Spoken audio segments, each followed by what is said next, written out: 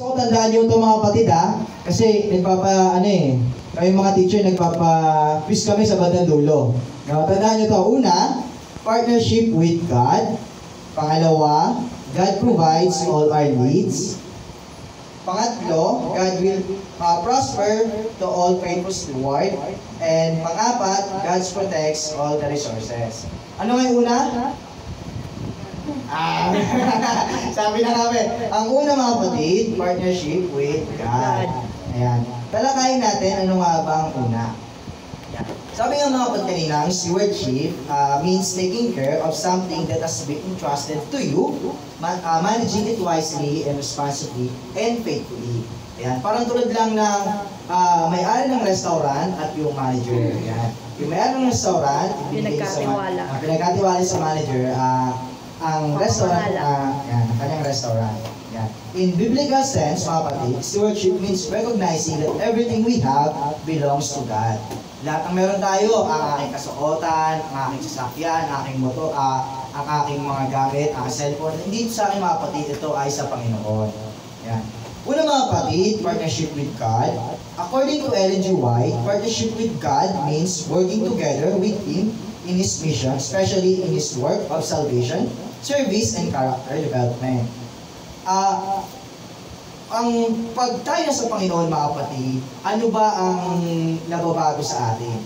Hindi lang ating pananamit, hindi lang ang ating pag-iisip, ganoon din naman ang ating responsibilidad, no?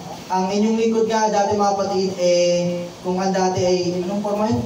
Gangster, no? Pag gangster yung forma, yung malaki yung pantalon, yung damit, no? Ngayon mga kapatid, dahil nakilala ko ang Panginoon, actually, matagal ko nakilala ang Panginoon mga kapatid. Kasi kami, born Adventist kami. Born Adventist kami, kaso nga lang, yun nga, ang inyong likod ay bulakbol. No, bulakbol. Ngayon, nung ako'y tumanda mga kapatid, mas naisip ko sa aking sarili, mas na-realize ko na mas ano nga ba ang mangyari kapag kinilala ko pa kung sino nga ba si Jesus sa buhay ko. Ayan. Sabi ito mga kapatid, in 1 Corinthians 3 verse 9, sabi dito, we are collaborators together with God. Sabi dito, God invites human to join Him in saving souls while God could finish the work without us. He chose to partner with us to our faith and character can grow. And mga kapatid, ang Diyos mga kapatid, hindi kailangan ng tao. Agree ba kayo doon? Hindi tayo kailangan ng Diyos mga kapatid. Pero mas pinili ng Diyos na makipag-partner sa atin para ibahagi ang Ebanghelyo at para doon din naman sa ating character growth, para mas magbago ang ating karakter mga kapatid. Yan. Pangalawa mga kapatid, nasa pangalawa na tayo, God provides all our needs. Ano nga yung una? Partnership. Ayan, nakikinig. Gusto yan, gusto na mga kapatid nakikinig na. Ayan. Pangalawa mga kapatid, God provides all our needs. Sabi dito, we can trust God to provide all our needs because He is the true owner of everything. Our role is to manage what He gives for His glory, and His role is to supply and sustain. Yung mga kapatid, ang role natin mga kapatid, ang role ng Panginoon, i-provide kung ano nga ba yung pangangailangan natin. No? Ano mga kapatid, sa trabaho ko mga kapatid, hindi ako, kung ako before, nag-eagerness ako na magkaroon ng malaking sahod Ako, kasi iba yung needs sa wants din natin. Lagi na iba yung needs sa wants natin. Ngayon mga kapatid, napagtanto ko sa buhay ko na kung ano lang yung needs ko, yun na yung kailangan ko. Hindi ko na kailangan ng malaking sahod pa na mako-compromise naman ng faith ko. No? Sabi dito mga kapatid, God is the source of all provision. All things, in Christ Objects Lesson mga kapatid, page 362, sabi dito, all things belongs to God. Men may ignore His claim while He bountifully bestow His blessings upon them.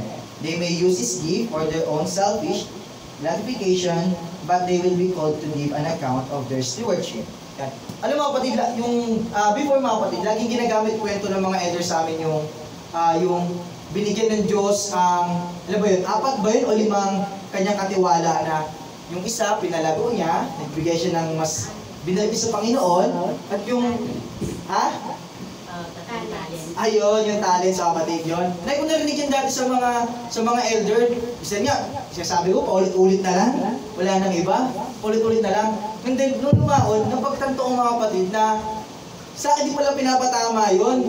No, sa akin din pala na na dapat pala yung talents na binigay sa akin ng Panginoon ay ibinabalik ko sa Kanya ng mas higit pa. No? Ng mas higit pa.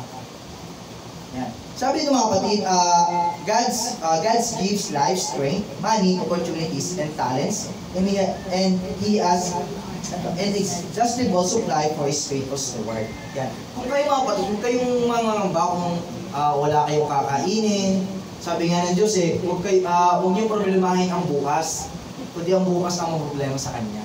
No? Kaya mga kapatid, si Ivan, friend ko si Ivan sa Facebook. Alam mo, totoo like kay Ivan Kasi sa ganung edad pa lang ni Ivan, natutuwa na gusto niya nang pumunta sa ibang lugar para mag-mission. Kaya natutuwa sa kanya pag nakikita ko yung mga posts sa Facebook Kasi yung inyong lingkod mga kapatid ganoon din naman yung gusto. Kaso, ngayon nga lang mga kapatid, may ibang purpose ng Panginoon para sa akin. No? Dito pala ako para sa church. Dito lang muna ako sa church. No? Pangatlo mga kapatid, sa pangatlo na tayo, God will prosper all faithful steward. Ano nga yung una? Partnership. Yan. Pangalawa, God provides. yan. Pangatlo mga kapatid, God will prosper to all faithful steward. Yan. Sabi dito, God prosper every faithful steward, though her managing or though her meaning of proper was rather than just financial gain, it includes spiritual growth, influence, or good health. Yan. Pag sinabi kasi sa ating steward mga kapatid, minsan, ang inisip agad natin, kailangan ko ng pera para para masustain yung mga gawain. Tingin nyo ba ang buhay natin umikot lang lagi sa pera? Hindi. Di mga kapatid, kasi kung ang health mo ay hindi maganda, paano ka na? Hindi mo kailangan ng pera, hindi naman masasagot. Alam mo kapatid, natutuwa ako isa sa natutuwa ako minsan kasi hilig gumanod ng mga palabas na yung mga tao hindi na kailangan ng pera. Kung sila ay kontento na sa kung ano man meron sila. At ang Panginoon, hindi lang naman sinasabi sa atin na kailangan natin lagi ng financial. Kailangan din natin ng spiritual growth and good health mga kapatid. Yan. Sabi dito mga kapatid, faithfulness brings God's blessing. In Testimonies of the Church, Volume 9, page 286, sabi dito, to those who prove themselves faithful steward, He will commit greater trust, says the Lord. Them that honor me, I will honor.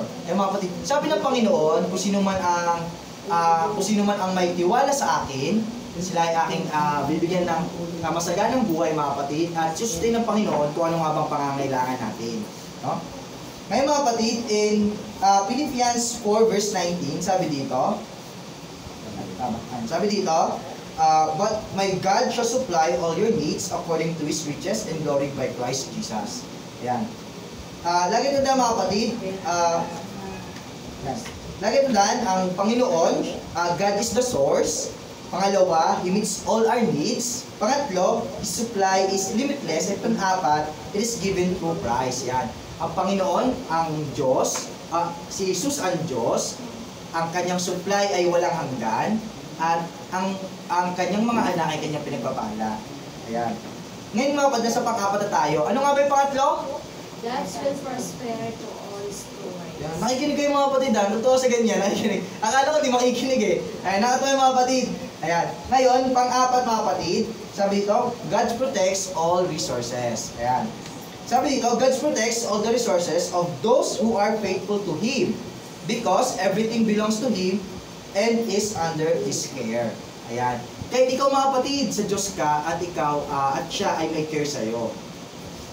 Sabi ito, God is the true owner God is the true owner and protector. In Christ Object Lesson, page 362 mga kapatid, sabi, all things belongs to God. All things belongs to God. Men may ignore His claims, but they will be called to give an account in their stewardship. Yan. Minsan mga kapatid, naka-encounter na ba kayo na sinabi mo, ang gamit mo nasa Diyos, pero ang sabi mo, hindi, pinaghirapan ko to, binili ko to ng sahod ko. No? Minsan mga kapatid, iisipin natin na kung anong meron sa atin lang.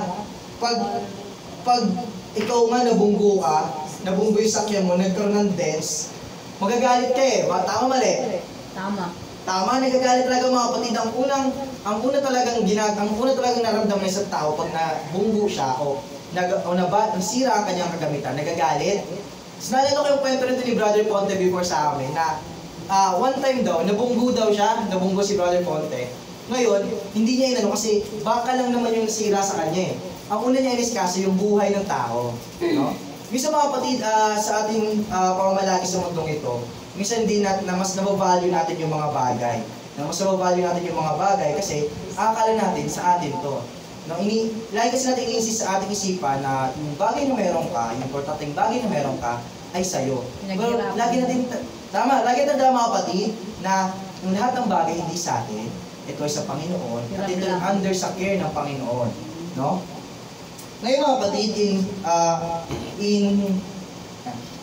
in Psalms 91 verse 4 mga kapatid, sabi dito, He shall cover thee with his feather, and under his wings shall thou trust his truth shall be thy buckler.